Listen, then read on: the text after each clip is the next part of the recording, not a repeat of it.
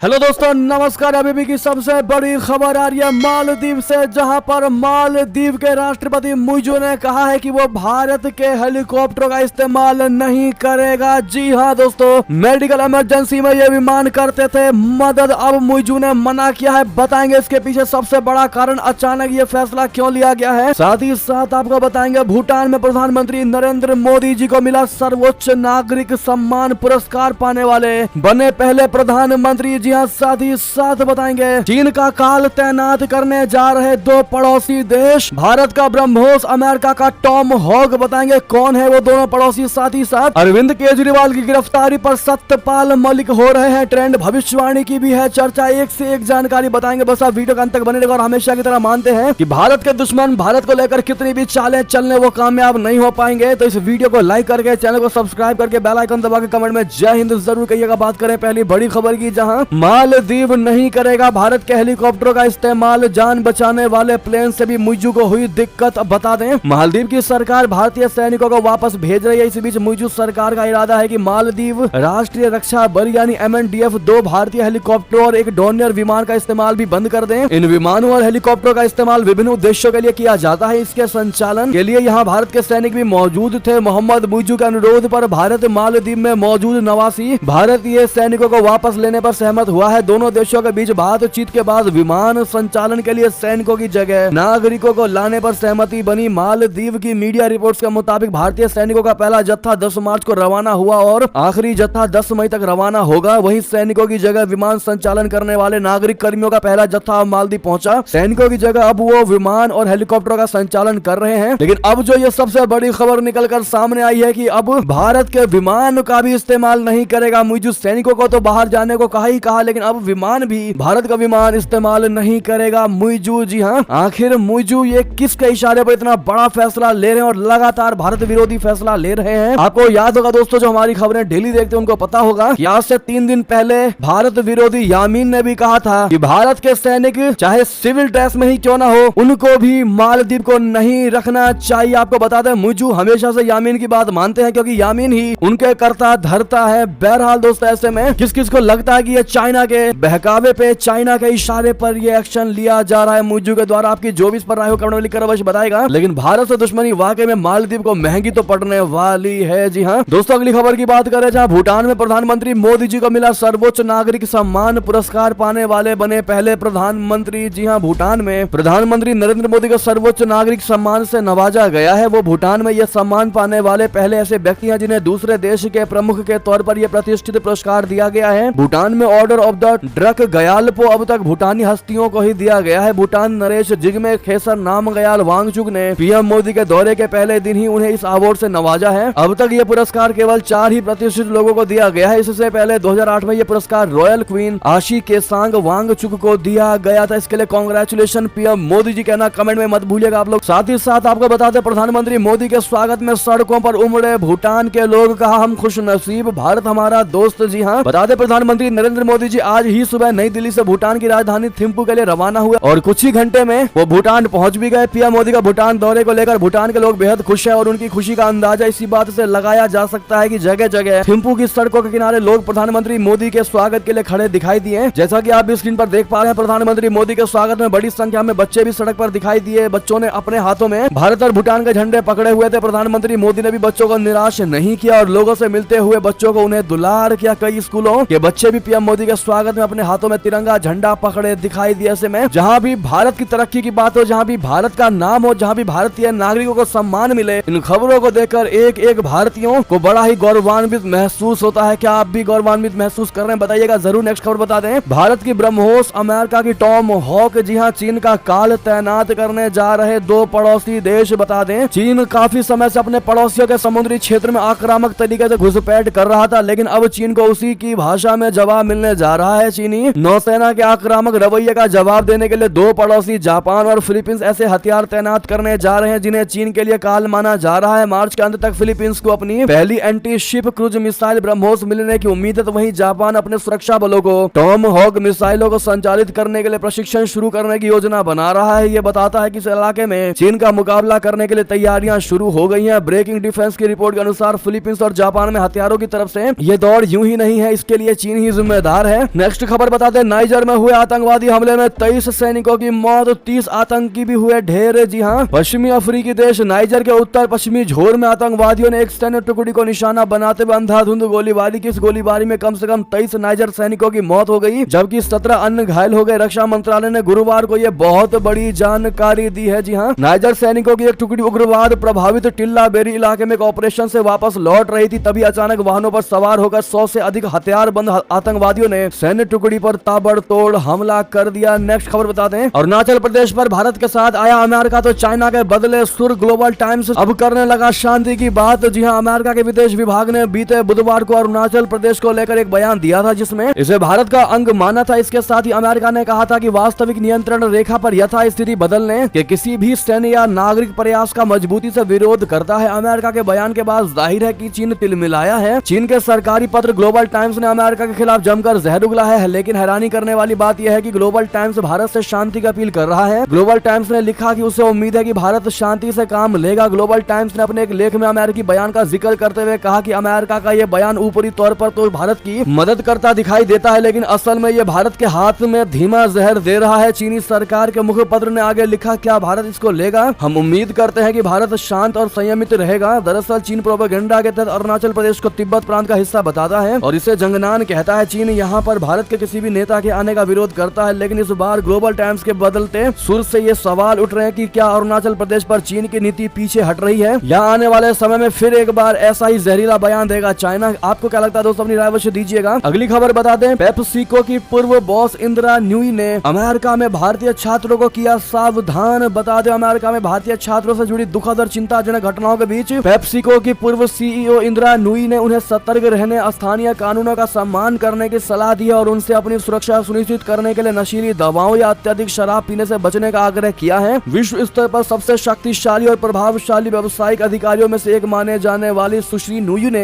10 minute से अधिक लंबा एक वीडियो जारी किया, जिसमें अमेरिका आने वाले भारतीय छात्रों को सुरक्षित और सतर्क रहने और उन गतिविधियों से बचने की सलाह दी गई जो उन्हें परेशानी में डाल सकती है। वीडियो को गुरुवार को न्यूयॉर्क में भारत के महावाणिज्य दूतावास द्वारा भी पोस्ट किया गया था। अगली खबर बता दें, समंदर में चीन की निकलेगी हेकड़ी। ऑस्ट्रेलिया ने ब्रिटेन के साथ की परमाणु पनडुब्बियों का डील। जी हाँ, दक्षिण चीन सागर हो या हिंद प्रशांत क्षेत्र, चीन समंदर के इन इलाकों में अपनी दादागिरी दिखाता है। इसी बीच ऑस्ट्रेलिया ने ब्रिटेन के साथ परमाणु पनडुब्बियों की बड़ी डील की है। इस डील से चीन की हेकड़ी निकल जाएगी। दरअसल ऑस्ट्रेलिया ने परमाणु चलित पनडुब्बियों के लिए ब्रिटेन से $3 अरब का समझौता किया है। जानकारी के अनुसार ऑस्ट्रेलियाई सरकार परमाणु से चलने वाले पनडुब्बियों को बनाने और उनकी समय पर आपूर्ति सुनिश्चित करने के लिए ब्रिटिश उद्योग को $3 अरब मुहैया कराएगी। दोनों देशों ने दक्षिण चीन सागर और दक्षिण प्रशांत महासागर में चीन की बढ़ती गतिविधि जैसी चुनौतियों से बेहतर तरीके से निपटने के लिए एक रक्षा और सुरक्षा समझौता किया है। फिर इसके एक दिन बाद ये घोषणा की गई। ब्रिटेन के रक्षा मंत्री ग्रांट शॉप्स ने कहा कि पनडुब्बी कार्यक्रम महंगा लेकिन आवश्यक है। उन्होंने ऑस्ट्रेलियन ब्रॉडकास्टिंग कॉर्पोरेशन से कहा कि परमाणु संचालित पनडुब्बियां किफायती नहीं है, लेकिन हम पहले से कहीं अधिक खतरनाक दुनिया में रह रहे हैं, जहां हम चीन की बढ़ती आक्रामकता, पश्चिम एशिया तथा यूरोप में एक और खतरनाक दुनिया देख रहे हैं। नेक्स्ट खबर बता दें, पेरिस सिर्फ 2 मिनट के ही निशाने पर फ्रांस को रशिया ने दी परमाणु हमले की धमकी। मैक्रोन को बहुत बड़ी चेतावनी। बहुत बड़ी खबर आपको बता दें जो अभी अभी निकल कर सामने आई है। रशिया यूक्रेन युद्ध के बीच एक बार फिर परमाणु हमले की धमकी सामने आई है। जी हाँ दोस्तों, पुतिन के एक करीबी ने दावा किया है कि वो 2 मिनट में ही पेरिस पर न्यूक्लियर हमला कर सकते हैं। ये फ्रांस के लिए एकदम नई धमकी है। जी हाँ, रूसी संसद के उपाध्यक्ष पियोत्र टॉल्स्टॉय ने यूक्रेन में फ्रांसीसी सैनिकों के हमले की स्थिति में पेरिस पर परमाणु बम गिराने की संभावना जताई है। मैक्रोन ने हाल में चेतावनी दी थी कि अगर पुतिन की पर एक और भीषण हमला करते हैं तो वो यूक्रेन की सीमा पर सेना भेज सकते हैं। फ्रांस को जवाब देते हुए टॉल्स्टॉय ने नाटकीय अंदाज में एक धमकी जारी की है। फ्रांसीसी नेटवर्क BFM के साथ एक इंटरव्यू में उन्होंने पुष्टि की है कि रशिया पेरिस पर परमाणु हमले की संभावना की गणना कर चुका है। उन्होंने संभावना जताई कि रशिया से दागा गया एक मिसाइल 2 मिनट से कुछ ज्यादा समय में फ्रांस की राजधानी तक पहुंच सकता है। अगली खबर बता दें, फिर हमें इस्लामाबाद से रिश्तों पर सोचना होगा। जी हाँ, Pakistan Iran gas pipeline project पर भड़का अमेरिका। बता दें, अमेरिका ने ईरान और पाकिस्तान के बीच बेहतर संबंधों पर चिंता का इजहार किया है। जो बाइडेन प्रशासन ने तेहरान की परमाणु प्रसार महत्वाकांक्षाओं पर अपनी हदों के बारे में इस्लामाबाद को सूचित कर दिया है। साथ ही ईरान पाकिस्तान गैस पाइपलाइन के निर्माण को रोकने का भी लक्ष्य रखा है। अमेरिका के विदेश विभाग के अधिकारी और सेंट्रल एशिया मामलों के सहायक सचिव डोनाल्ड लू ने कहा कि हमने पाकिस्तान को यह बता दिया है कि हमारे लिए रेड लाइन क्या है। द न्यूज की रिपोर्ट के मुताबिक कांग्रेस पैनल में सुरक्षा मामलों पर तेहरान के साथ पाकिस्तान के जुड़ाव और खासतौर से ईरान के परमाणु कार्यक्रम के बारे में हुए सवाल पर लू ने कहा कि हम इस पर पर निगाह रख रहे हैं। अगर पाकिस्तान अपने संबंध ईरान के साथ बढ़ाता है तो ये हमारे रिश्ते के लिए बहुत गंभीर होगा। ईरान और पाकिस्तान की गैस पाइपलाइन के संदर्भ में विशेष रूप से इस दौरान सवाल हुए। तो वहीं अगली खबर बता दें, दिखने में किसी एसयूवी कार जैसा इसरो ले आया 21वीं सदी का पुष्पक विमान। खूबियां जान आप भी गर्व से भर जाएंगे। आपको बता दें, त्रेता युग में लंकापति रावण के पास एक विमान था, नाम था पुष्पक विमान। ये विमान अपनी अद्भुत शक्तियों और सुंदरता के लिए जाना जाता था। अब कल युग में एक बार फिर पुष्पक विमान की चर्चा है, लेकिन आखिर क्यों? दरअसल इसरो ने एसयूवी कार जितने आकार का एक पंखों वाला रॉकेट तैयार किया है। इसरो ने इसका नाम रावण के पुष्पक के नाम पर ही रखा है। इसे स्वदेशी स्पेस शटल कहा जा रहा है। कर्नाटक में एक रनवे पर इसकी सफल लैंडिंग कराई गई, जिसके बाद से ये चर्चा में आ गया। टेस्ट के दौरान इस रॉकेट को भारतीय वायुसेना के हेलीकॉप्टर से छोड़ा गया था। भारतीय अंतरिक्ष अनुसंधान संगठन के प्रमुख